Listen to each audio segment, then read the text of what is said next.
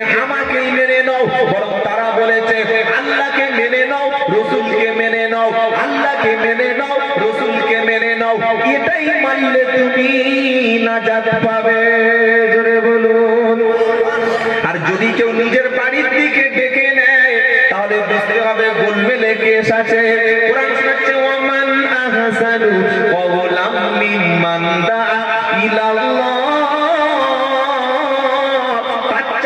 সুন্দর কথা, তার চাইতে সুন্দর বাণী আর কার হতে পারে?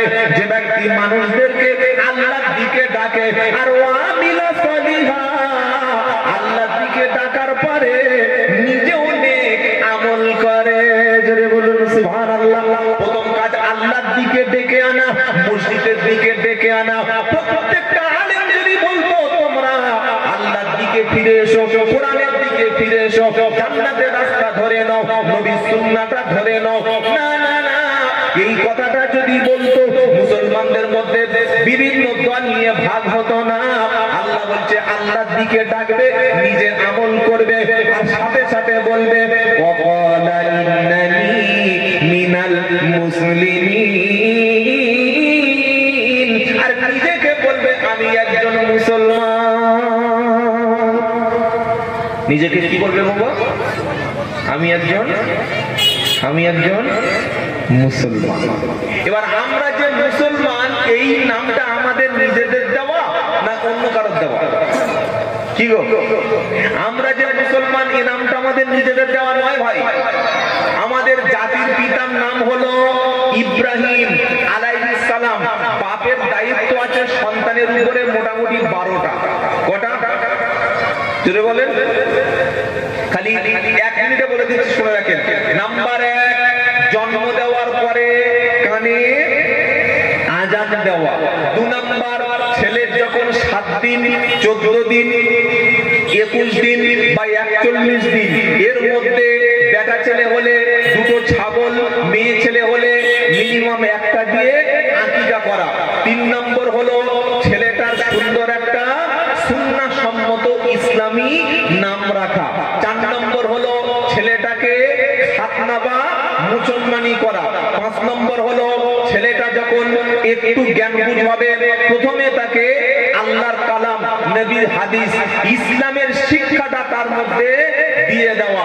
5 নম্বর হলো ছেলেটা যখন একটু বয়স হবে আত্মরক্ষা করার জন্য, নিজেকে সেলফ ডিফেন্সের জন্য, শত্রুর হাত থেকে বাঁচানোর জন্য, একটা মানুষকে বেঁচে থাকার জন্য যেগুলো প্রয়োজন তাকে কি করা, নিজেকে। যেমন আজকে আপনারা বিভিন্ন দেখবেন আমাদের দেশের বিভিন্ন স্কুল, বিভিন্ন কলেজে তার সামনে বিভিন্ন বাগানে লুকিয়ে লুকিয়ে দেশ বিরোধীরা মাঝে মাঝে ফেসবুকে দেখি তরবারি ট্রেনিং দিচ্ছে। দেখেন নাই? যারা দেশ বিরোধী, যারা তরবারি নিয়ে রাস্তায় বার হয়, তারা ট্রেনিং দিচ্ছে মেয়েদেরকে, তারা গুলি চালানোর ট্রেনিং দিচ্ছে।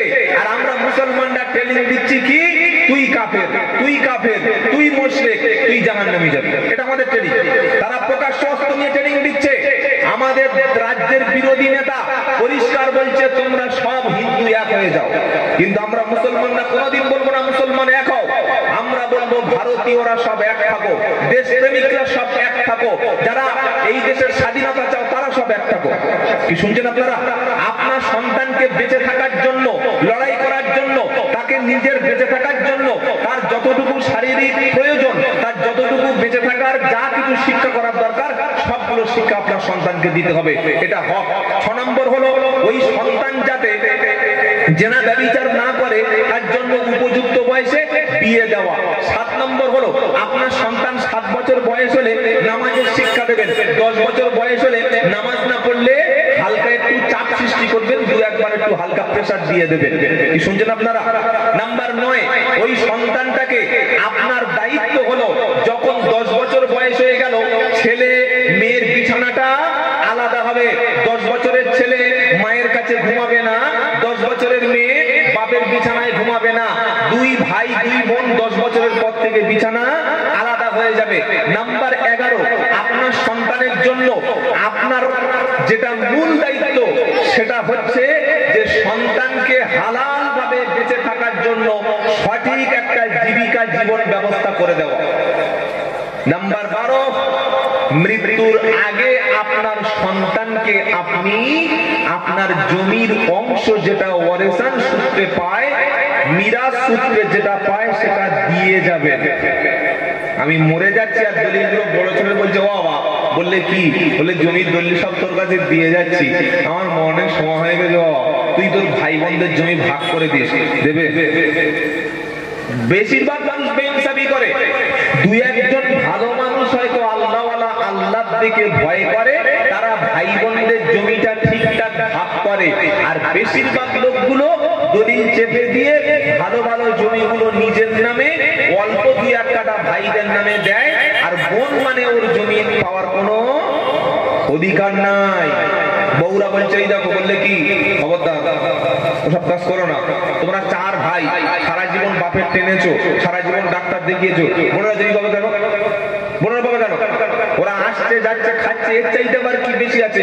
ওই পাড়ায় দেখো ওরা বন্ধে থাকে, তুমি তো দেখছো। কোন মুসলমান যদি ছেলেদের নামে জমি শুধু দেয়, মেয়েদের নামে জমির অংশ, ঘরের অংশ, পুকুরের অংশ, গাছের অংশ, বাপের সম্পত্তির একটা যদি প্লেটও থাকে, সেটা সমানভাবে ছেলে এবং মেয়েদের যদি ভাগের মধ্যে, যেটা শরীয়ত যে ভাগটা করেছে, এই ভাগের থেকে যদি কেউ বেইনসাফ করে, বঞ্চিত করে, নামাজ, রোজা, হজ, যাকাত কিয়ামতের দিনে গুলো তুলোর মতো উড়িয়ে দেওয়া হবে। কথা মনে থাকবে ইনশাআল্লাহ। কি শোনাচ্ছিলাম? আমাদের বাপের দায়িত্ব সন্তানের নাম রাখা। আমাদের বাপের নাম কি? ইব্রাহিম। কিসের বাপ? মুসলিম জাতির পিতা। যদি বলুন না সুবহানাল্লাহ। এবার আল্লাহ বলছেন মিল্লাতা আবাকুম মিল্লাতা আবিকুম ইব্রাহিম হুয়া সাম্মাকুমুল মুসলিমিন। তোমাদের জাতির পিতার নাম হলো ইব্রাহিম, পিতার দায়িত্ব সন্তানের নাম রেখে দেওয়া। তাই মুসলমান জাতির পিতা ইব্রাহিম, সন্তানদের নাম রেখেছে মুসলমান। আমাদের মুসলমান নাম রেখেছে কে? নবী ইব্রাহিম। জোরে বলুন সুবহানাল্লাহ। দুটো প্রমাণ পেলেন যে আমাদের পরিচয় মুসলমান। 3 নম্বর প্রমাণটা নিয়ে। 3 নম্বর প্রমাণ হলো আল্লাহ পাক আবার শুনিয়ে দিচ্ছে, ইয়া আইয়ুহাল্লাযীনা আমানুত্তাকুল্লাহা হাক্কা তুকাতিহি ওয়া লা তামুতুন্না ইল্লা ওয়া আনতুম মুসলিমিন। চতুর্থ পারা 2য় পৃষ্ঠা 3 নম্বর লাইনের 102 নম্বর আয়াত সূরা আল ইমরান। আল্লাহ বলছেন, ইয়া আইয়ুহাল্লাযীনা আমানুত্তাকুল্লাহ, হে বিশ্বাসী ঈমানওয়ালা, আল্লাহকে ভয় করো। ভয় করার মতো তুমি ভয় করো কতক্ষণ পর্যন্ত তুমি মরো না, কতক্ষণ পর্যন্ত মৃত্যুবরণ করো না, যতক্ষণ পর্যন্ত তুমি মুসলমান হচ্ছ না। মুসলমান না হয়ে কবরে গেলে, কবর কিন্তু কে ফুরফুরা, কে তাবলীগ, কে ডাক্তার, কে মাস্টার, কে হুজুরের ছেলে, ইমাম সাহেবের ছেলে, মুফতি সাহেবের ছেলে, আমির সাহেবের ছেলে, পীর সাহেবের ছেলে, ফকির সাহেবের ছেলে, নবীর ছেলে, কবির ছেলে, ভিখারির ছেলে, ডাক্তারের ছেলে, ইঞ্জিনিয়ারের ছেলে, এসব কবর কিন্তু বোঝে না। কবরে যাওয়ার আগে যে পরিচয়টা তোমাকে নিয়ে যেতে হবে, ওই পরিচয়ের নাম হলো মুসলমান। কি পরিচয় বাবা? খালি মুসলমান কোথায় কোথায় আছে দেখিয়ে দিচ্ছি, চোখটা খুলে নেন, কোরআন থেকে শুনে নিজের ইমানটা পরিবর্তন করুন, আমল ঠিক করে নিন যে আমাদের পরিচয় কি হওয়া উচিত আর আমরা কি বলে সমাজে ফেতনা করছি। বান্দা যখন কবরে যাবে, প্রত্যেকটা বান্দার প্রশ্ন হবে 3টি, নাকি ভাঁড়ের লোকেদের জন্য আলাদা প্রশ্ন হবে? 3 হবে তো? কি গো? মার রাব্বুকা, তোমার রবকে বলো। উত্তরটা হবে রব্বি আল্লাহ, আমার রব হলেন আল্লাহ। দ্বিতীয় প্রশ্ন, মা দিনু, তোমার দিন কি বলো, তোমার দিন কি বলো। যদি বলি আমার দিন ছিল তাবলীগ জামাত, মেরে চামড়া হাড় এক করে দেবে। যদি বলি আমার দিন ছিল দেওবন্দি, দাঁত ফেলে দেবে। যদি বলি আমার দিন ছিল চিশতিয়া, মেরে মাথার খুলি উপড়ে দেবে। যদি বলি আমার দিনের নাম ছিল ফুরফুরা, মেরে হাড় এক করে দেবে। কোন নাম কবরে চলবে না যে পরিচয়টা দিয়ে ফেরেশতাদের কাছে রেহাই পাওয়া যাবে, মারের হাত থেকে বাঁচা যাবে, দিনের নাম হলো ইসলাম। বললে এটা আবার কোথায় পেলাম? পারা নাম্বার 3 সূরার নাম আল ইমরান, আয়াত নাম্বার 19, ইন্নাদ দীনা ইনদাল্লাহিল ইসলাম। আল্লাহ পাক বলছেন যে দিনটাকে, যে মতবাদটাকে, যেটাকে আমি আল্লাহ অ্যাকসেপ্ট করেছি, আমি আল্লাহ যেটা পছন্দ করেছি, যেটা আমি গ্রহণ করে নিয়েছি, ওই দিনের নাম হলো দ্বীনে ইসলাম। জোরে বলুন সুবহানাল্লাহ। 3 নম্বর প্রশ্ন, নবী পাক সাল্লাল্লাহু আলাইহি সাল্লামকে আপনার কাছে জিজ্ঞাসা করা হবে, মান হাদার রাজুল, এই ব্যক্তি সম্পর্কে তোমার ধারণা কি? মুহাম্মদ সম্পর্কে তুমি কি জানো বলো। তখন ইমানদার মুমিন মুসলমান ব্যক্তি তখন বলবে, ইনি হলেন মুহাম্মাদুর রাসূলুল্লাহ সাল্লাল্লাহু আলাইহি সাল্লাম। 3টি প্রশ্ন যখন ফেরেশতারা স্যাটিসফাই হয়ে গেল, সন্তুষ্ট হয়ে গেল, আরেকটা প্রশ্ন হবে, অনেকে যেটা জানেন না সেই প্রশ্নটা ফেরেশতারা করবে, তুমি যেগুলো বললে এগুলো কোত্থেকে জেনেছো বলো। তখন ইমানদার মুমিন ব্যক্তি বলবে, এগুলো কুরআন পড়ে ইসলাম বুঝে, কোরআন থেকে, নবীর হাদিস থেকে পড়ে আমি জেনেছিলাম। দুনিয়ায় এপি সাহেবের মুরিদ, ও দরবারের লোক, ও তবলিগ জামাত, ও কাদিয়া, ও চিস্তিয়া, ও দেওবন্দি, অনেক কিছু করা যায়। কি গো বাবা, আর রাজনৈতিক দলের তো আর ঠিক নাই, বাপ একদল, ছেলে একদল, ভাই আরেকটা দল।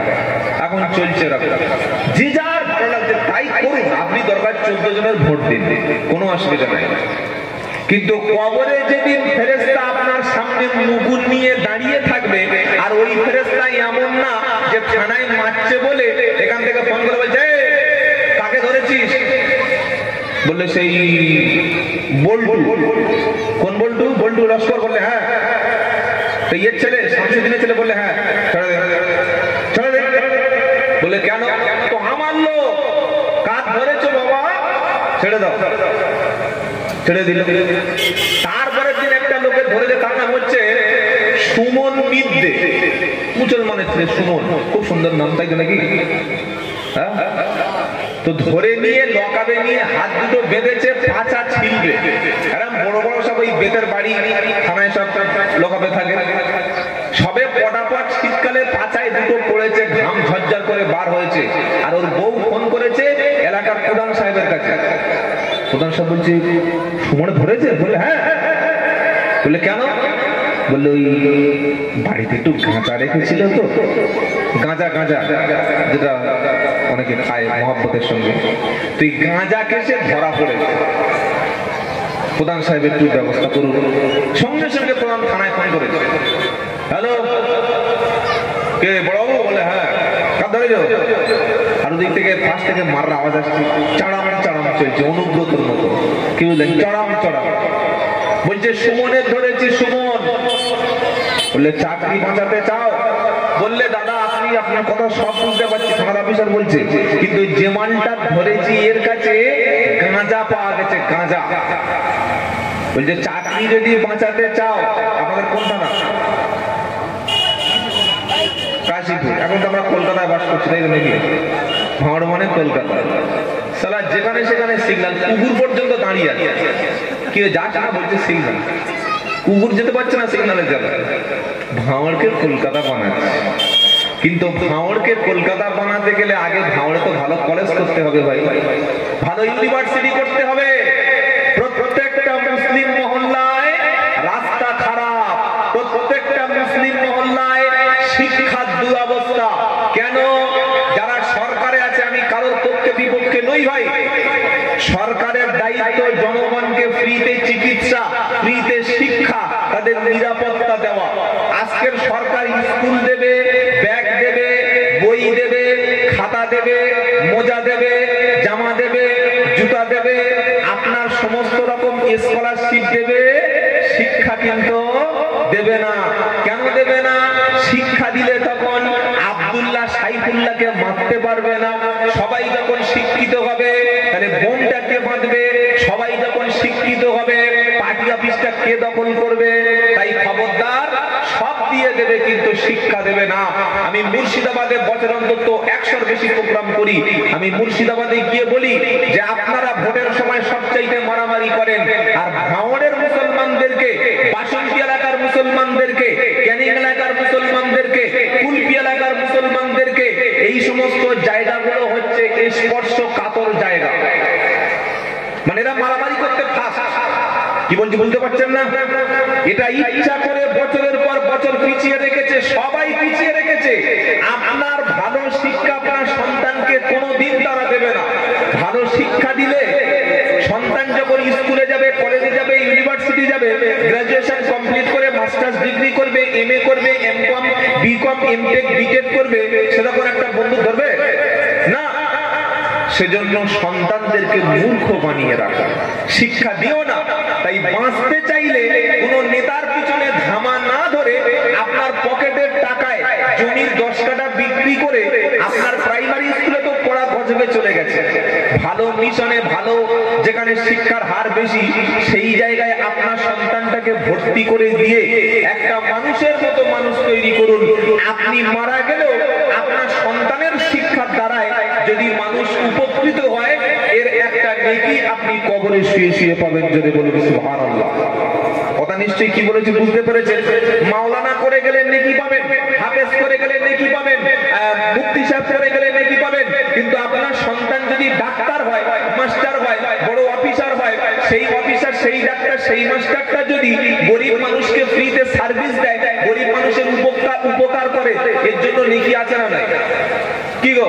হ্যাঁ, সামান্য পরিমাণ ভালো কাজ করলে সেটা কিয়ামতের দিন ফামাইয়া আমাল মিসকালা দাররাতিন খায়রান ইয়ারা ওয়া মাইয়া আমাল মিসকালা দাররাতিন শাররান ইয়ারা। 30 পারা সূরা জিলজালায় আল্লাহ বলছেন, কেউ যদি সামান্য পরিমাণ, অনুপরিমাণ, যেটা খালি চোখে দেখা যায় না, এতটুকু পরিমাণ খারাপ ভালো কাজ করে, সেটা কিয়ামতের দিন সবার সামনে তুলে ধরা হবে। আবার যদি কেউ সামান্য অনুপরিমাণ খারাপ কাজ করে, সেটাও কিয়ামতের দিন সবার সামনে তুলে ধরা হবে। সবচাইতে ভালো কাজ কি? নামাজ পড়া, রোজা করা, হজ করা, যাকাত দেওয়া, এগুলো সব ভালো কাজ। আর আরেকটা ভালো কাজের নাম হচ্ছে মানুষের মধ্যে শান্তি স্থাপন করে দেওয়া, মানুষ যাতে মিলেমিশে থাকে সে ব্যবস্থা করা, মানুষ যাতে সুখে শান্তিতে বসবাস করে সেই চিন্তা ভাবনা করা। বিশ্ব নবী মুহাম্মদ মুস্তাফা শুধুমাত্র নামাজের কথা বলেনি, রোজার কথা বলেনি, হজের কথা বলেনি, তিনি ঘুষের বিরুদ্ধে বলেনি, মানুষ কি খাবে, মানুষ কোন পোশাকটা পরবে, মানুষ শান্তিতে বাঁচতে পারবে কিনা, এ ব্যাপারে সবচাইতে আগে আমার নবী তিনি ভূমিকা নিয়েছেন। জোরে বলুন সুবহানাল্লাহ। নবীর বয়স তখন 25 ইয়ার, 25 বছর বয়স। তখনও নবুয়ত পাননি, তখনও নবুয়তের দায়িত্ব আল্লাহ তাকে দেয়নি। এই 25 বছর বয়সে আল্লাহ বিশ্ব নবীর একটা, আল্লাহ পাক বিশ্ব নবীকে এমন মানবতার নবী করে পাঠিয়েছিলেন। 25 বছরের নবী একটা ক্লাব তৈরি করলেন, ক্লাবের মেম্বারশিপ গ্রহণ করলেন। ক্লাবের নাম হলো হিলফুল ফজুল। জোরে বলুন সুবহানাল্লাহ। আমাদের ক্লাবগুলো ব্রেক ড্যান্স হয়, আমাদের ক্লাবগুলো ফাংশন হয়, আমাদের ক্লাবগুলো ক্রাফট খেলা হয়, আমাদের ক্লাবগুলো ফুটবল টুর্নামেন্ট হয়, নকআউট খেলা হয়। কিন্তু বিশ্ব নবীর ক্লাবগুলিতে যদি কোনো মানুষ অসুবিধায় পড়তো, বিপদে পড়তো, নবীর ক্লাব থেকে সহযোগিতা করা হতো। যদি কোনো মা বিধবা হয়ে যেত, বিশ্ব নবীর ক্লাব থেকে সেখানে সাহায্য পাঠানো হতো। যদি কোনো এলাকায় দাঙ্গা হতো, অশান্তি হতো, বিশ্ব নবীর ক্লাব থেকে সেই জায়গায় মীমাংসা করা হতো।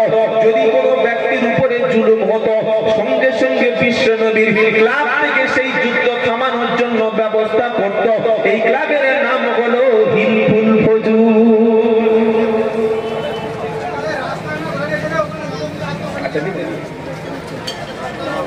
আচ্ছা বাবা, আপনারা যদি বসতে পারেন বসুন, আর যদি বলেন বসতে পারি না তাহলে ভিতরে এসে দাঁড়ান। ছেলেদের কি দোষ দেবো? বাবারা যে প্যান্ট কিনে দিয়েছে ওরা বসতে পারবে? যে প্যান্ট ছেলেদের হাতে দিয়েছি ও বসতে পারবে না, এমনি ওই জন্য দাঁড়িয়ে আছে। বসতে গেলে পিছন থেকে সব তুলে পাবে। হ্যাঁ, এটা হাসির কথা নয় বাবা। হ্যাঁ, এটা বাপ কিনে দিচ্ছে তো, এই প্যান্ট কিনে দিচ্ছে বাপ। টাইট প্যান্ট, এত টাইট প্যান্ট পায়ে পরানোর জন্য আগে প্লাস্টিক করিয়ে দিচ্ছে পায়ে। যারা এই ন্যারো প্যান্ট পরে জিজ্ঞাসা করে দেখো, প্রত্যেকের পকেটে কিংবা ঘরে দুটো করে প্লাস্টিক আছে। আগে পায়ে প্লাস্টিক দেবে, প্লাস্টিক যাতে স্লিপ দিয়ে মাল ভিতরে ঢুকে যায়।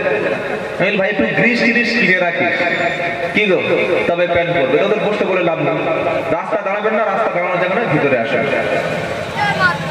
যাই হোক বাবাজিরা, আল্লাহ ভাইরা, জ্ঞানী যারা শুধু মানুষেরা, আল্লাহর নবী শুধুমাত্র নামাজ, রোজা, হজ, যাকাত শিক্ষা দেয়নি, মানুষকে আশ্রয় দিয়েছেন, গরিব মানুষের দুঃখ মোচন করে দিয়েছেন।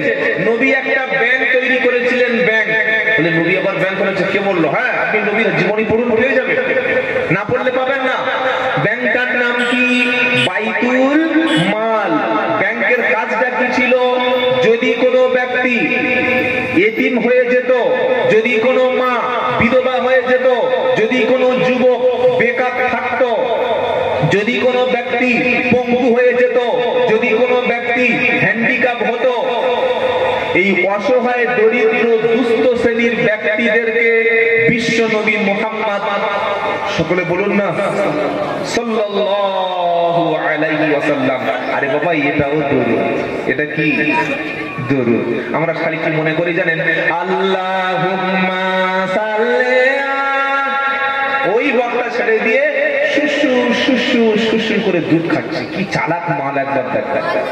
এবার খেয়ে দুধটা এই পর্যন্ত সবে হয়েছে, এখন দেখছে পুরো দুধ শেষ হয়নি, আবার বক্তা যাই ধরে পড়ো আল্লাহুম্মা। তার মানে খাওয়ার একটা ধান্দা তৈরি করছে। এটা আপনারা বোঝেন না? করে না মাঝে মাঝে? কি সর্বনাশ! তুমি লোককে বলে দরুদ পড়ো, তুমি চাকাচ্ছ কেন? করে না করে না? দেখবেন আপনারা জলসা গেলে এটা লক্ষ্য রাখবেন। অথচ দরুদ হচ্ছে একটা শ্রেষ্ঠ ইবাদত। বলুন সুবহানাল্লাহ। দরুদের কথা আল্লাহ নিজেই বলেছে। 22 পারা 5 নম্বর পৃষ্ঠা 5 নম্বর লাইনের 56 নম্বর আয়াত, সূরার নাম আহজাব।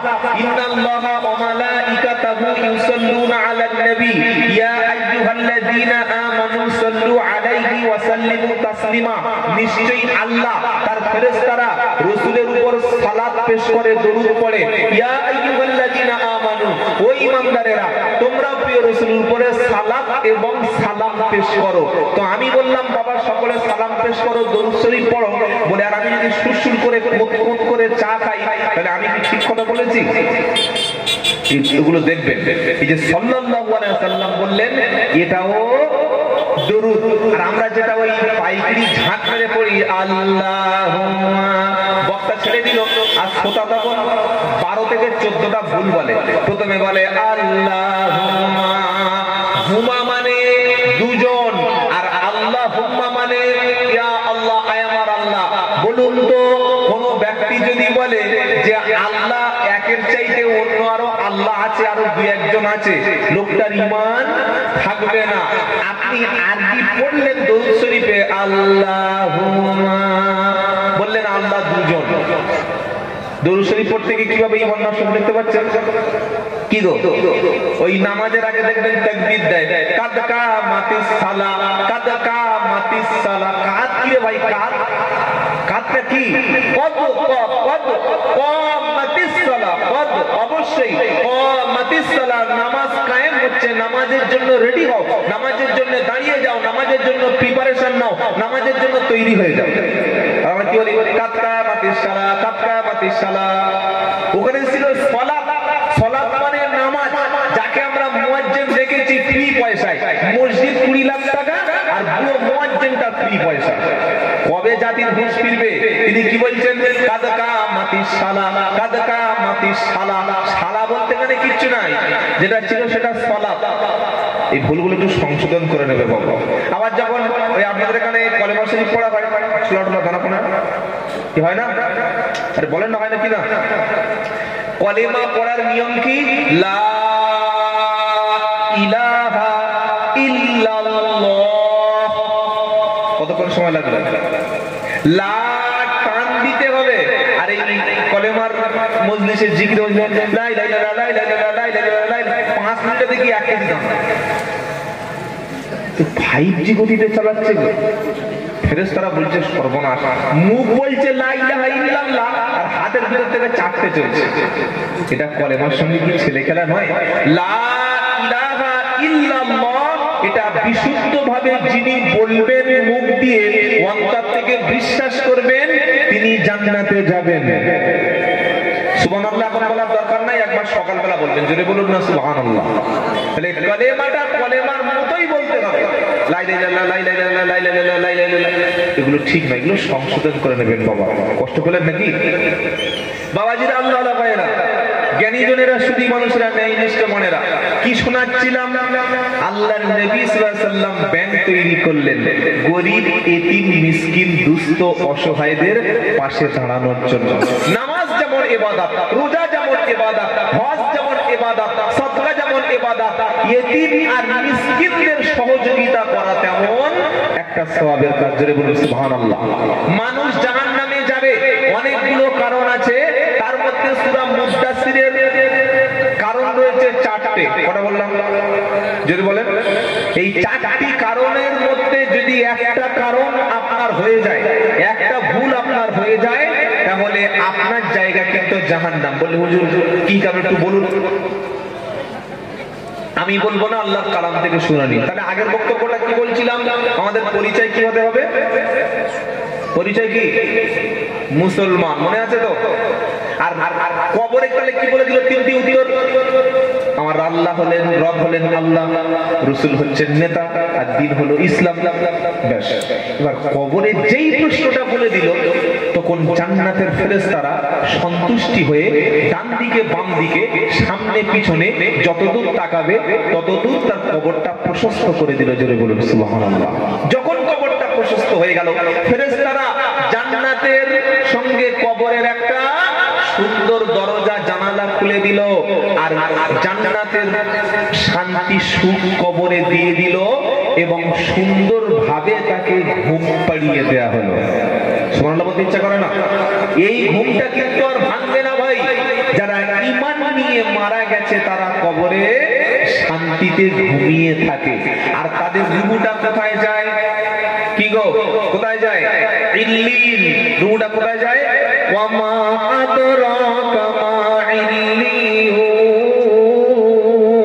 নবীকে ইল্লিন সম্পর্কে জিজ্ঞাসা করা হলো। ইল্লিনটা হচ্ছে আল্লাহর আরশের নিচে মুমিনদের রূহ থাকার স্থান। জোরে বলুন না সুবহানাল্লাহ। বান্দা কবরে শান্তিতে ঘুমিয়ে গেল, হাসরের ময়দানে যেদিন ইসরাফিল আলাইহিস সালাম বাঁশি নিয়ে দাঁড়িয়ে আছেন, ফুৎকার দেবে, সেদিন কবর থেকে সবাই উঠবে। আল্লাহ পাক শোনাচ্ছে, ঈমানদার মুমিন ব্যক্তি কবর থেকে যখন তার ঘুম ভাঙবে, ঘুম ভাঙার পরে প্রথম বলবে, ইয়া ওয়াইলানা মান বাআসানা মিন মারকাদিনা হাদা মা ওয়া'দার রাহমানু ওয়া সাদাকাল মুরসালুন। 23 পারা 3 নম্বর পৃষ্ঠা 14 নম্বর লাইনের 51 নম্বর আয়াত, সূরার নাম ইয়াসিন। যে ইয়াসিন শরীফটা প্রত্যেকদিন আমরা তেলাওয়াত করি। আল্লাহ বলছেন, ঈমানদার মুমিন ব্যক্তি যেদিন কবর থেকে উঠবে বলবে, ইয়া ওয়াইলানা, ইয়াকুলুনা ইয়া ওয়াইলাতানা। তখন ঈমানদার ব্যক্তি বলবে, হায় আফসোস, কে আমার ঘুমটা ভাঙালো। আমি এত সুন্দর ঘুম পড়িয়ে ঘুমিয়েছিলাম, এত সুন্দর আমার ঘুমটাকে ডিস্টার্ব করলো। আল্লাহ পাক বলবে, হাদা মা ওয়া'দার রহমান। এটা হলো আল্লাহর প্রতিশ্রুতি, এটা আল্লাহ প্রতিশ্রুতি দিয়েছিল কিয়ামত হবে। সেই কিয়ামতটা শুরু হয়েছে। কবরে কিন্তু চিরস্থায়ী থাকার জায়গা না। একটা রূহের জগৎ, একটা কবরের জগৎ, আর একটা রূহের জগৎ, একটা আখিরাতের জগৎ, একটা দুনিয়ার জগৎ। জগৎ কটা? জোরে বলেন। 3টি। একটা হলো রূহের জগৎ, যে জগতে আমরা সৃষ্টি হয়েছি সকলে একদিনে একই সময়। আল্লাহ তাআলা সমস্ত রূহকে আমাদেরকে দুনিয়ায় আসার আগে যখন সৃষ্টি করেছিলেন, সমস্ত রূহের সামনে আল্লাহ সেদিন সেদিন প্রশ্ন করেছিলেন আলাস্তু বিরাব্বিকুম, আমি কি তোমাদের রব নই, আমি কি তোমাদের প্রভু নই? সেদিন সবাই এক বাক্যে স্বীকার করেছি, ক্বালু বালা। কি বলেছি বাবা? এই ধরুন বড় ছেলেটার বয়স কারোর 15 বছর, মেজো ছেলেটার বয়স কত হবে? 15 বছর হবে না, আর 2-4 বছর কম হবে, মিনিমাম তো 1 বছর কম হবে, তাই তো? না 6 মাসের মধ্যে আর হবে না, কি গো? তো ছেলে আসছে বড়, মেজো ছেলে, সজো, এরাও ছেলে হয়, কিন্তু রুহের জগতে আমরা ছিলাম সবাই এক।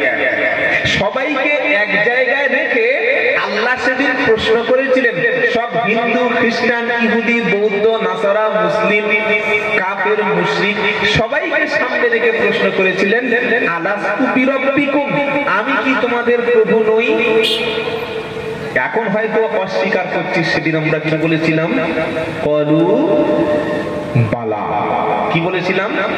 ক্বালু বালা। যখন বললাম ক্বালু বালা, আল্লাহ বললেন ঠিক আছে তাহলে তোরা আবার পালা। তবে যে ক্বালু বালা আল্লাহ আমাদের রব এটা স্বীকার করলি, এটা যেন মৃত্যু পর্যন্ত কথার উপরে ঠিক থাকে, কথা ঠিক থাকে। কি গো, আমরা তো 2 নম্বরই করি। 3 লাখ টাকা জমির দাম ঠিক হয়ে গেছে, ডিসেম্বরের 22 তারিখে রেজিস্ট্রি হবে অফিসে, তার 2 দিন পরে এসে নামাজের পরে জয়নাল বলছে ও ভাই বলে কি বলে তোমার ওই জমিটা 10 টাকা বিক্রি করছে, কেমন না 3 লাখ টাকা সেই হাবিজুল ঠিক করে গেছে। 3 লাখ? এত দামি জমি 3 লাখ টাকা? বললে আমি যদি চাঁদ দিই তুই নিবি নাকি? হ্যাঁ তোমার ভাবি বলছিল চাঁদ দিবি? বললে হ্যাঁ। বললে কাজ কর, আধার কার্ড, প্যান কার্ড আর যত ডকুমেন্ট সব পাঠিয়ে দিই। তো বলে তুমি কারো কাছে করোটাও নি তো? বললেও আমি ঠিক করে দেবো। ও আমি কি করে দেবো? ঠিক করো। এরকম চিটিং মারছিল এই মুসলমান। 1 লাখ টাকা বেশি পাওয়ার জন্য, 50,000 টাকা বেশি পাওয়ার জন্য জমি কথা দিয়ে কথা খেলাপ করে অন্য লোকের কাছে জমি দেয়। এই রকম মুসলমান, নট মুসলমান, মুসলমান আমাদের সমাজে আছে না? নাই, একটা দুটো আছে, তাই তো? শত শত। কি আছে বলুন? যার জবানের ঠিক নাই সে মুসলমান তো নয়। যার ওয়াদা খেলাপ করে, প্রতিশ্রুতি ভঙ্গ করে, সে মুসলমান দাবি করে কি করে? 6 মাস আগে থেকে জলসার ডেট লিখেছে, হ্যান্ডবিলের নাম হয়ে গেছে, প্রচার হয়ে যাচ্ছে, হঠাৎ জলসার দিন বললো শরীর খারাপ, বলে না? হ্যাঁ, সকালবেলা ফোন বন্ধ, সকালবেলা ফোন তোলে না। আগে জানতাম মেয়েদের শরীর খারাপ হয়, এখন জলসার লাইনে এসে দেখছি বক্তাদেরও শরীর খারাপ হয়। কি গো, এবার ছেলেরা কোথায় যাবে? ছেলেদের পিঠে তো চামড়া উড়ে যাবে। আমাদের বুঝে আনলে কেন? ওই বক্তা আমরা বলবো না, বলবে না। প্রায় জায়গায় এই অভিযোগটা আসে, ফোন করে। এই তো ফজরের সময় বাড়িতে প্রায় দিন ঢুকি, সকালে উঠে দেখি ফজর পরে একটু ঘুমোতে হয়, কারণ ওই ছাড়া তো সময় নেই। 8 হলো 20, 22, 25, 30, 50টা করে মিস কল। ঘুরিয়ে গেলে কল করলাম, কি ভাই? বললে হুজুর এটা বক্তা। আজকে জলসা আসছে বক্তা? বললে আমাদের ওই বক্তার শরীর খারাপ। পাকা মিথ্যা কথা। খবর নিয়ে দেখো, তোমরা 10 দেবে বলেছিলে, হুগলিতে 20,000-এর অফার এসছে, মেদিনীপুর থেকে 25 দেবে বলেছে। শরীর খারাপের নাম করে হুগলি আর মেদিনীপুর জলসাটা করে থুতু দিয়ে টাকা গুনে নিয়ে বাড়ি চলে এসেছে। আমি আব্দুল্লাহ জুবায়ের বলছি, শোনো, যদি কোনো বক্তা, যদি কোনো হুজুর, যদি কোনো ওয়াইজিনের মধ্যে টাকার লোভ থাকে, টাকা এত না দিলে যাব না, 1 টাকা কম দিলে দাওয়াত নিচ্ছি না, বুঝতে হবে সেই লোকটা দিন প্রচার করতে আসেনি, নিজের পেটের দায়ে এসছে, নিজের আখেরাত বোঝাতে এসছে, নিজের দুনিয়ার জন্য এসছে, দুনিয়ার স্বার্থে। অথচ প্রত্যেকটা হাক্কানি ওলি, প্রত্যেকটা আল্লাহর ওলি, প্রত্যেকটা পীর বান্দা, প্রত্যেকটা নবী মানুষের কাছে দাওয়াত দিয়েছিলেন, ওয়াজ করেছিলেন আল্লাহকে রাজি এবং খুশি করার জন্য। জোরে বলুন সুবহানাল্লাহ। অনেকে বলে আপনি টাকা চান না, আমি ওয়ান ক্যামেরায় বলছি, কেউ যদি চ্যালেঞ্জ করতে পারে আমার কাছে যে এত টাকা না দিলে যাবে না, এটা যদি প্রমাণ করতে পারে, আমি তওবা করে আপনার সামনে জীবনে আর কোনোদিন ভাঙড় এলাকায় আসবো না। আমি ওটা বলি না যে আপনি ভাই খুশি করে যেটা দেবেন আলহামদুলিল্লাহ। এই যারা কমিটি আছে জিজ্ঞাসা করে দেখুন আমি টাকা চেয়েছি কিনা। কেন টাকা চাইবো? রুজির মালিক তো জলসা কমিটি নয়, রুজির মালিক তো ভাঙড়ের লোক নয়, রুজির মালিক তো মসজিদ কমিটি নয়, রুজির মালিক তো আমার কোনো চাকরি নয়। আমার কি রুজি হবে সেটা ঠিক করে রেখেছেন কে? আল্লাহ। আর আমি যদি এক রাত্রে 20, 25, 30 হাজার টাকা কামাই করি, আমার তো 450 সুগার, অনেক মানুষের বক্তাদের তো হার্টের সমস্যা, কারোর ব্রেনের সমস্যা, কারোর এই কিডনি খারাপ, তো খেতে তো পারবি না। খেতে পারবি? এই উত্তর 24 ঘন্টার নাম করা বক্তা ছিল, নাম বলবো না, জলসা করে করে 50 বিঘে জমি কিনেছে, 50 বিঘে। হ্যাঁ, বিখ্যাত বক্তা, দাড়ি দাড়ি পেকে গেছে। 5 বছর পরে দেখলাম ওনার কিডনি দুটো শেষ। এই কিডনি চিকিৎসা করতে করতে সব জমি বিক্রি করে দিয়ে এইবার শেষে কি করলো, একদিন ফেসবুকে দেখি বলছে যদি কেউ জাকাত দেয় আমাকে দিতে পারে, আমি নেবো। আমাদের চোখের সামনে। আল্লাহই আল্লাহর কসম করে বলছি, প্রত্যেকটা আলেম, ওলামা, পীর সাহেব, পীরজাদা, মুফতি সাহেব, মুফতিজাদা, যত বক্তা আছে বা আছেন বা যারা খেদমত করেছেন, যে বক্তার উদ্দেশ্য আল্লাহ খুশি করব, মানুষের কাছে সত্যটা তুলে ধরবো, কোরআন সুন্নাহ অনুযায়ী কথা বলবো, মানুষ কি দেবে সেদিকে আমরা লক্ষ্য করব না, টাকা কম দিলে আমি যাব না এরকম না, বরং আল্লাহ আমার কাছে আমানত রেখেছিলেন, সেই আমানতটা আমি পৌঁছে দিতে এসেছি। এই উদ্দেশ্য করে কোনো বক্তা যদি বাড়ি থেকে বার হয়, ইনশাআল্লাহ তার কথায় মানুষ পরিবর্তন হবে, ইনশাআল্লাহ। বলেন ইনশাআল্লাহ। আল্লাহ নবীর ইন্তেকালের করার পরে নবী তো কোনোদিন ভাঙড়ে আসেনি, এসেছে? নবী কোনোদিন ভাঙড়ে আসেনি, মালয়েশিয়ায় যায়নি, বাংলাদেশে যায়নি, আফগানিস্তানে যায়নি, ইরানে যায়নি, নবী কোনোদিন পাকিস্তানে আসেনি, নবী কোনোদিন আমেরিকায় আসেনি, কানাডায়, অস্ট্রেলিয়ায় যায়নি।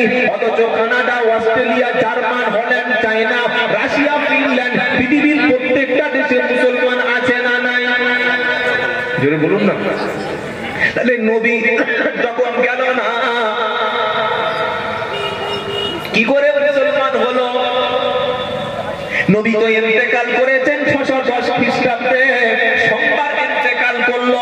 610 খ্রিস্টাব্দের পর থেকে আজকের 1400 বছর হয়ে গেছে। কিভাবে ভাঙড়ে ইসলাম আসলো, কিভাবে বাংলাদেশে ইসলাম গেল? নবীর ইন্তেকাল করার পরে ওই দায়িত্বটা পালন করেছে নবীর সাহাবারা। জোরে বলুন। সাহাবারা দায়িত্ব পালন করেছে। আল্লাহ পাক নবীকে বলেছিলেন, এ নবী, ইয়া আইয়ুহার রাসূল বাল্লিগ মা উনজিলা ইলাইকা মির রাব্বিক ওয়া ইল্লাম তাফআল ফামা বাল্লাগতা রিসালাতা। 6 নম্বর পারা, 18 নম্বর পৃষ্ঠা, 9 নম্বর লাইনের 67 নম্বর আয়াত, সূরার নাম মাইদা। আল্লাহ বলেছেন, হে আমার প্রিয় রাসূল, আপনি প্রচার করুন, আপনি কোরআনের কথাটা মানুষের সামনে তুলে ধরুন, আপনি মানুষের বাড়িতে বাড়িতে গিয়ে, মহল্লায় মহল্লায় গিয়ে, এখানে সেখানে গিয়ে যখন সুযোগ পাবেন আপনি প্রচার করতে থাকুন। কোন প্রচার করবেন, কিসের বক্তব্য করবেন, কোনটা দিয়ে আপনি দিন প্রচার করবেন? তোমার আল্লাহর পক্ষ থেকে তোমাকে যে কিতাব দেওয়া হয়েছে, তোমাকে যে কুরআন দেওয়া হয়েছে, সেই প্রচারও তুমি করতে থাকো। ইল্লাম তাফআল ফামা বাল্লাগতা রিসালাতা। যদি তুমি প্রচার না করো, যদি তুমি বক্তব্য না করো, যদি তুমি কলেমার দাওয়াত দেওয়া বন্ধ করে দাও, তুমি তাহলে নবুয়তের দায়িত্বটা, রিসালাতের দায়িত্ব পালন করলেন না। এজন্য নবীর ইন্তেকালের আগ পর্যন্ত সকালে, বিকালে, দুপুরে, রাতে যখন সুযোগ পেয়েছে সঙ্গে সঙ্গে নবী দিন প্রচার শুরু করে দিয়েছে। একটা টাকা কোনোদিন চাইনি, ভালো খাবার কোনোদিন চাইনি, ভালো পরিষেবা কোনোদিন চাইনি। এই নবী ইন্তেকাল করার পরে আবু বকর সিদ্দিক দিনের প্রচার করেছে, ওমর ফারুক দিনের প্রচার করেছে, উসমান গনি দিনের প্রচার করেছে, হযরত আলী দিনের প্রচার করেছে। 1,24,000-এর বেশি সাহাবা প্রত্যেকে দিনের প্রচার করেছে। কোন সাহাবা কারোর কাছে হাদিয়া চাইনি, কোনদিন টাকা চাইনি, কোনদিন কিছু খেতে চাইনি। আল্লাহর খুশির জন্য তারা দিন প্রচার করেছিল। আর সাহাবাদের খেদমতটাকে আমার আল্লাহ এত কবুল করেছে, গোটা পৃথিবীর অতটা দেশে আল্লাহর নবীর কলেমাটা বিশ্ববাসীর কাছে পৌঁছে গেছে। সুবহানাল্লাহ বলতে ইচ্ছা হয় না? এসব শুনলে সুবহানাল্লাহ হবে না, তখন বাদামের কলা বললে সুবহানাল্লাহ হবে। নবী যখন ইন্তেকাল করলো সাহাবারা মাঠে নেমে পড়েছে, তবে তো ভাঙড়ে ইসলাম এসেছে ভাই। এইবার সাহাবারা ইন্তেকাল করলেন। নবীর ইন্তেকালের পরে সাহাবারা প্রায় 100 বছর বেঁচে ছিলেন। কত বছর বললাম বাবা? 100 বছর বেঁচে থাকার পরে যখন সাহাবারা ইন্তেকাল করলেন, এবার সাহাবাদের পরে কারা দিন প্রচার করবে? যারা সাহাবাকে দেখেছে তাদের নাম কি? তাদের নাম হলো তাবিঈ। তারা দিন প্রচার করেছে না খেয়ে, না যখন যেখানে সুযোগ পেয়েছে চলে গেছে। তাবেঈদের পরে তাবেঈন, তারপরে কে? আইম্মায়ে কেরাম। আপনারা প্রত্যেকে জানেন আমরা যে ইমামকে মেনে চলি ওই ইমামের ফলোয়ারের সংখ্যা পৃথিবীতে সবচাইতে বেশি। 4টে বড় বড় বিখ্যাত ফিকহির ইমাম আছে। ইমাম আজম আবু হানিফা হানাফি মাযহাব, ইমাম শাফি রাহমাতুল্লাহ আলাইহি শাফি মাযহাব, ইমাম মালিক রাহমাতুল্লাহ আলাইহি মালিকি মাযহাব, ইমাম হাম্বলি রাহমাতুল্লাহ আলাইহি আহমদ বিন হাম্বল হাম্বলি মাযহাব। এই 4টে ইমাম যে দিনরাত পরিশ্রম করেছিলেন, আমরা যে ইমামের মাসলাক অনুযায়ী চলি, ইমামে আজম আবু হানিফা রাহমাতুল্লাহ আলাইহি তিনি যখন মহল্লায় মহল্লায় কোরআন প্রচার করতেন, মাসআলাগুলো বলতেন, দ্বীনের দাওয়াত দিতেন, জলসা করতে যেতেন, মজলিস করতে যেতেন, জিকিরের মজলিস করতে যেতেন, মানুষদেরকে জাহান্নামের পথ থেকে সরিয়ে আনতেন। কত টাকা চাইতেন? যারা 20, 25, 30 করে চাইতেন জিজ্ঞাসা করবেন যে আপনি তো বলছেন যে আমি টাকা চাই বা এত টাকা না দিলে যাব না। ইমাম আবু হানিফা রাহমাতুল্লাহ কত টাকা চাইতেন? প্রমাণ চাইবেন, সঙ্গে সঙ্গে দেখবেন মুখটা সুইচ অফ হয়ে গেছে। বরং টাকা চাওয়া দূরের কথা, সেই যুগের যিনি খলিফা বাদশা ছিলেন ইমাম আজম আবু হানিফার পরেশগার, তার তাকওয়া, তার বুদ্ধিমত্তা, তার জ্ঞান, তার ইলমের সমুদ্র দেখে বাদশা বললেন ইমামে আজম আবু হানিফা, আমরা আপনাকে প্রস্তাব দিচ্ছি আমার দেশের মধ্যে প্রধান যে বিচারপতি, ওই বিচারপতির দায়িত্বটা আপনাকে পালন করতে হবে। জোরে হবে না? ছেলে খেলা ব্যাপার। প্রধান বিচারপতির দায়িত্ব? হ্যাঁ। কি গো? ইমামে আজম আবু হানিফার কাছে প্রস্তাব আসলো যে আপনি প্রধান বিচারপতির দায়িত্ব পালন করুন। খালি একটা এমএলএ হবে বলে, একটা এমপি হবে বলে, একটা পঞ্চায়েত বোর্ড গঠন করবে বলে, একটা অঞ্চল সভাপতি হবে বলে মুসলমানকে খাচ খাচ খাচ খাচ খাচ খাচ করে কুপিয়ে দিচ্ছে, সে কথা প্রথমেই বলে দিয়েছি। কি গো? আর ইমাম আজম আবু হানিফাকে বলা হলো আপনি প্রধান বিচারপতির দায়িত্বটা নিন। এটা কি ছোটখাটো ব্যাপার? সুপ্রিম কোর্টের প্রধান বিচারপতি ইচ্ছা করলে যে কোনো মুহূর্তে অনেক কিছু আইন, অনেক কিছু পাল্টে দিতে পারে। পারে না? পারে না? হ্যাঁ। ইমাম আজম আবু হানিফা বললেন না, আপনাদের প্রস্তাব আমি নেব না, আপনাদের এত সুন্দর অফার আমার দরকার নাই। আপনারা দেশ শাসন করছেন, আপনারা ভুল করবেন, অন্যায় করবেন, আপনারা মানুষকে খুন করবেন, আর আমাকে অন্যায় ভাবে রায় দিতে হবে। প্রস্তাব আমি মানতে পারলাম। জোরে বলো না। ইমাম আজম আবু হানিফা যখন মানতে পারলেন না, তাকে কয়েকখানায় বন্দী করা হলো, জেলখানায় বন্দী করে দেওয়া হলো।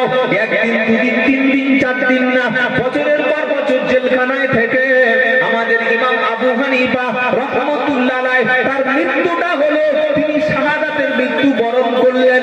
জেলখানার মধ্যে খাবার দেওয়া হয়, খাবারের একটা পরিমাণ থাকে, প্রত্যেক ব্যক্তির খাবার যখন পরিবেশন করা হয়, ইমামে আজম আবু হানিফা রাহমাতুল্লাহ আলাইহির সামনে যে খাবারটা দেওয়া হলো, ওই খাবারের মধ্যে গোপনে বিষটা মিশিয়ে দেওয়া হলো।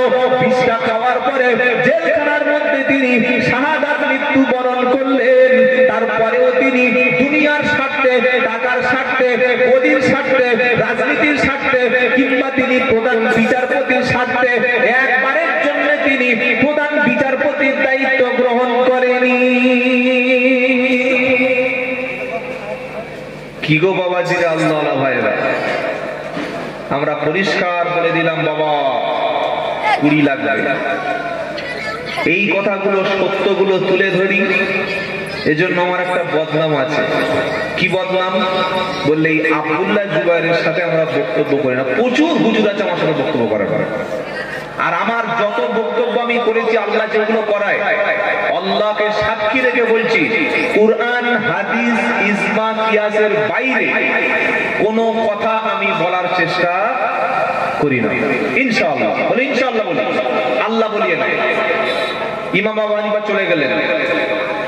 ইমাম আহমদ বিন হাম্বল রাহমাতুল্লাহ হাম্বলি মাযহাবের ইমাম, তাকে দুটো হাত পিছনে বেঁধে দিয়ে সেই দেশের সেই যুগের জালিম বাদশা মারতে মারতে হাত দুটো ডিসকানেক্টেড হয়ে গেছে।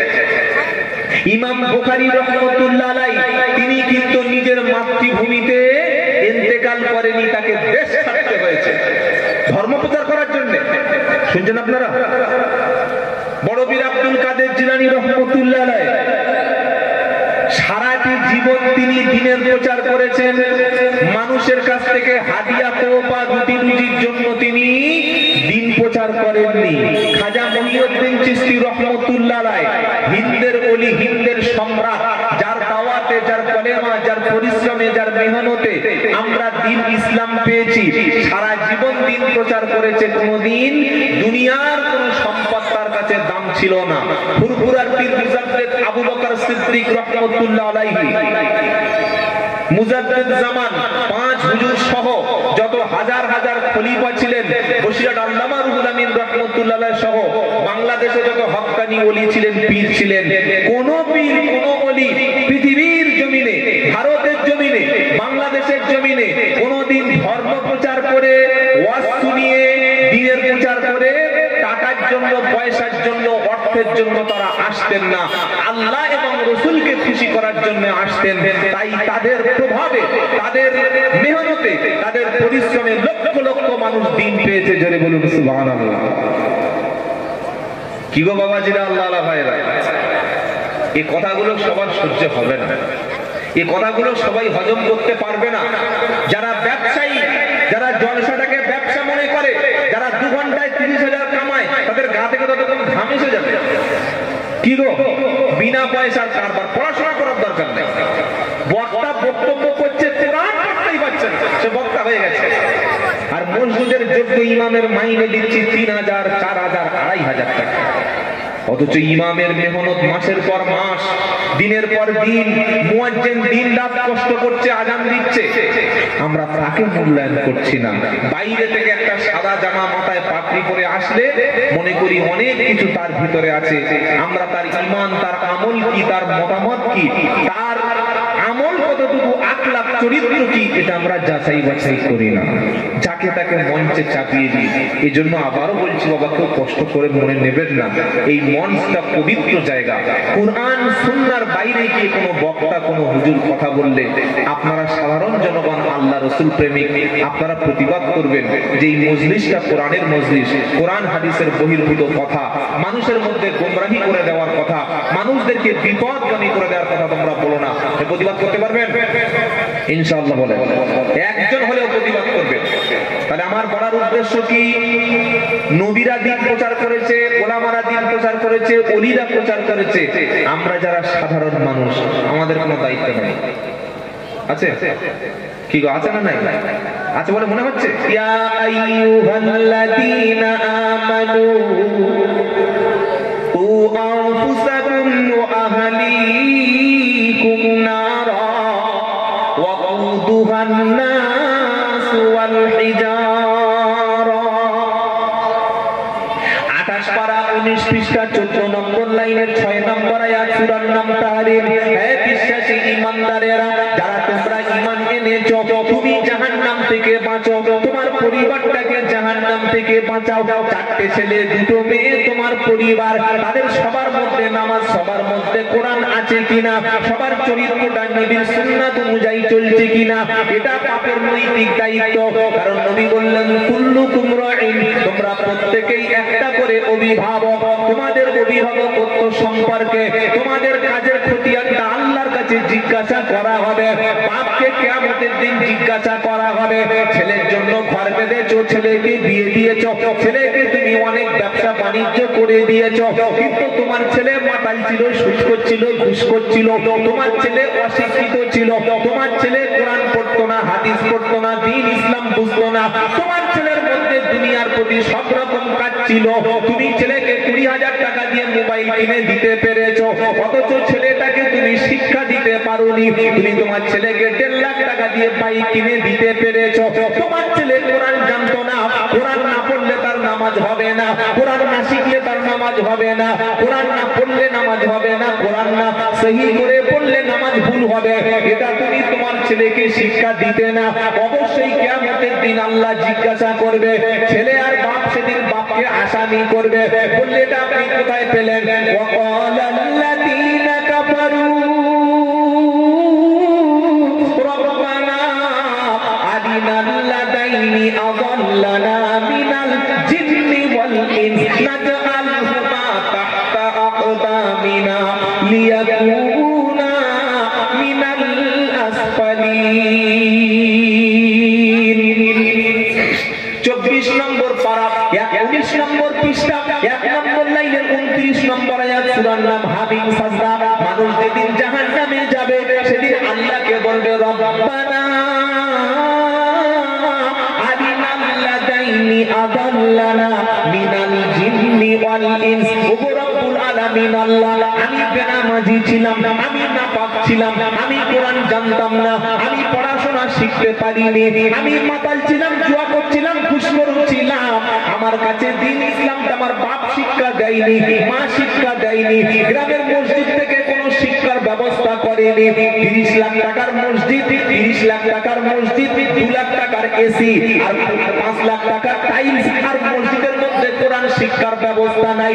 যত কোটি টাকার মসজিদ বানাচ্ছেন বানান, যদি মসজিদের মধ্যে কোরআন শিক্ষার ব্যবস্থা না থাকে, মসজিদের মধ্যে যদি মক্তব সিস্টেম চালু না থাকে, মসজিদ থেকে মহল্লার মধ্যে ছেলেরা যদি কোরআন না শিখতে পারে, মহল্লার মধ্যে মেয়েরা যদি কোরআন না শিখতে পারে, এই মসজিদটা শুধুমাত্র সময়ের অপেক্ষা।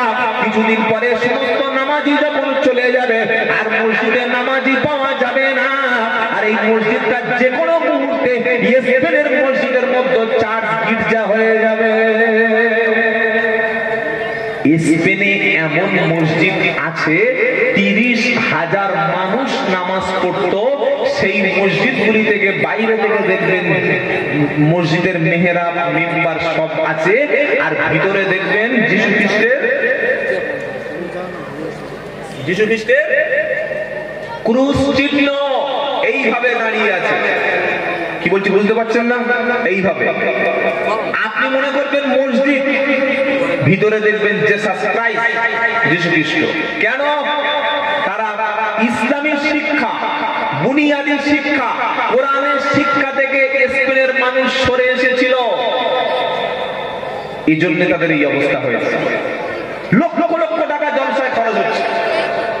আপনি বক্তাকে 2 ঘন্টায় 15, 20, 30 হাজার টাকা দিচ্ছেন, 1,000 টাকা কম দিচ্ছে না। হুজুর যদি অখুশি হয় আমার জাহান্নামে যেতে হবে, আর যে ইমামটা আপনাকে নামাজ পড়াচ্ছে ওই ইমাম সাহেবের কাছে আপনার সন্তানকে যে কোরআন শিক্ষা করানো ফরজ, আপনার সন্তানটাকে পাক আর নাপাক কোনটা, জায়েজ আর নাজায়েজ কোনটা, হালাল আর হারাম কোনটা, শিরক তাওহীদ কোনটা, সুন্নাত বিদআত কোনটা, বৈধ অবৈধ কোনটা, এটা শিক্ষা করানোর জন্য 1,000 টাকা যদি ইমাম সাহেবকে দিয়ে বলেন আমার ছেলেকে কোরআন শিক্ষা দিন, ইসলামের শিক্ষাটা আমার 4 বছর 8 বছর 10 বছরের ছেলের মধ্যে দিয়ে দিন, ইমাম সাহেব দেবেন না দেবেন না?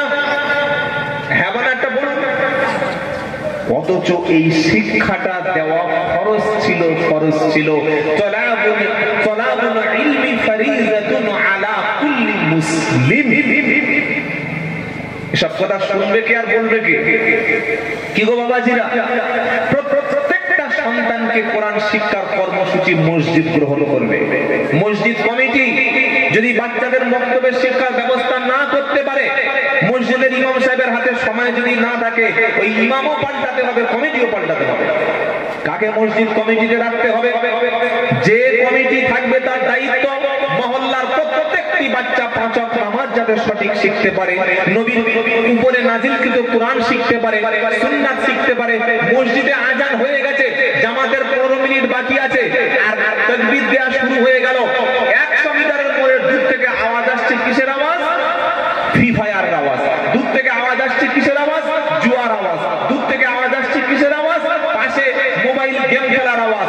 পাশে মসজিদ নামাজ হচ্ছে, আর পাশে তাসের আড্ডা চলছে। চলছে না চলে না? এটা আমরা বক্তারা বলে গেলাম। কি বক্তারা কি বললাম?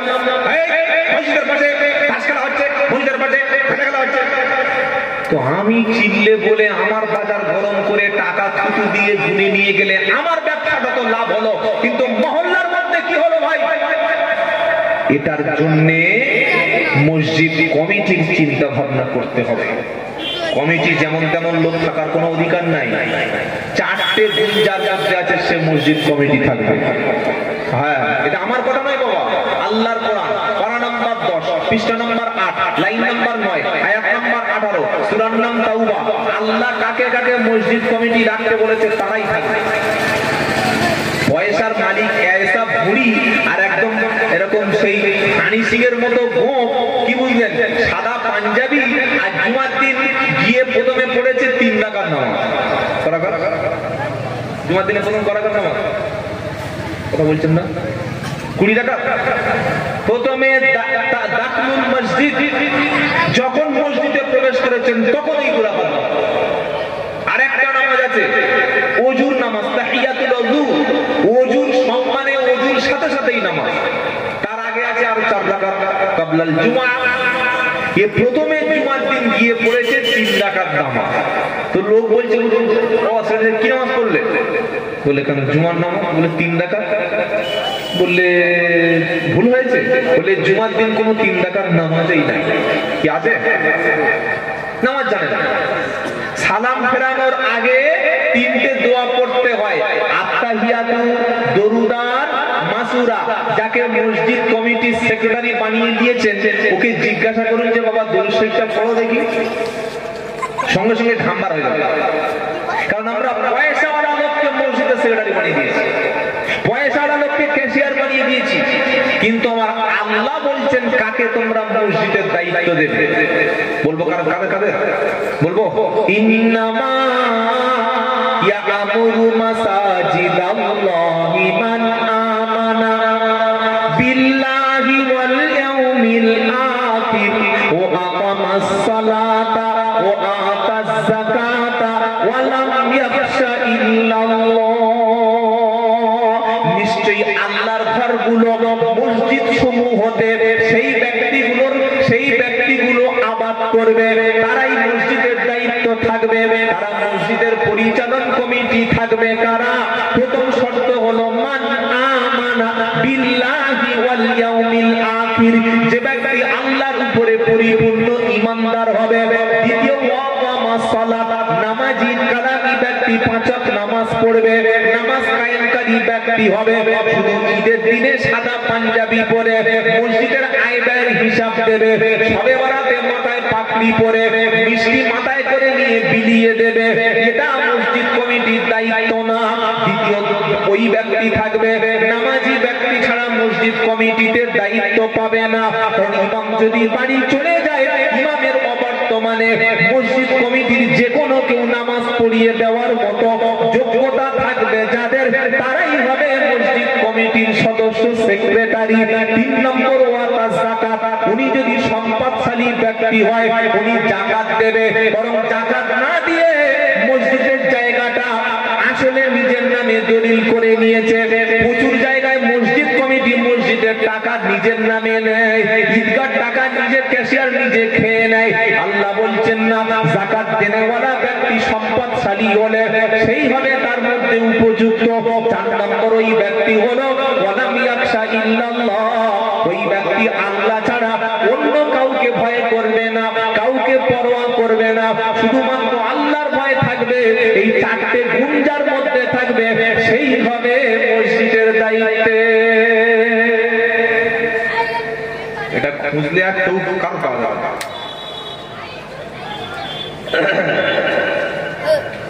কি বুঝলেন? আল্লাহ আমাদের সবাইকে যেন যোগ্য কমিটিতে যোগ্য ব্যক্তি রাখার তৌফিক দান করেন, আমিন।